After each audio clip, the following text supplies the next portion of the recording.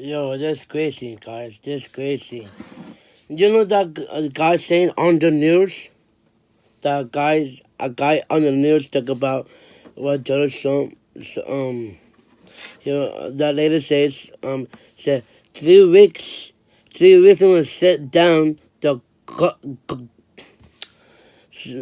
that lady says 3 weeks I'm gonna sit down the government. Yo. That's all your fault, Johnson. For real, man. That's all your fault. I hate this. What were you doing? I hate you. You know that. Yo, anybody, if you love my comments, please just give me a lot of views. Please give me a view. You love the video.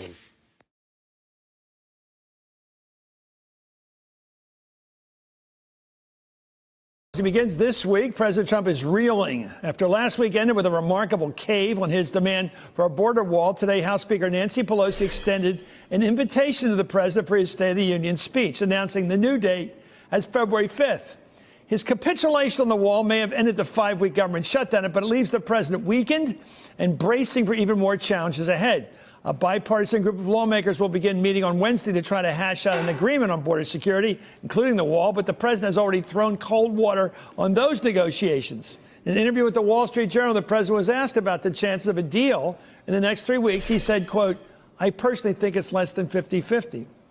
Wow. Well, the president also wouldn't rule out another shutdown, calling it, quote, certainly an option. When a pair of interviews yesterday, acting Chief of Staff Mick Mulvaney backed up the president's threat. Is the president really prepared to shut down the government again in 3 weeks? Yeah, I think he actually is. Keep in mind, he's willing to do whatever it takes to secure the border. But at the end of the day, the president's commitment is to defend the nation, and he'll do it either with or without Congress. I'm joined now by Yamiche Alcindor, White House correspondent for PBS NewsHour, former Democratic Congressman Steve Israel of New York, and former chairman of the Republican National Committee, Michael Steele. Yamiche, right down the middle, is this president weaker this week than he was last week, starting last week?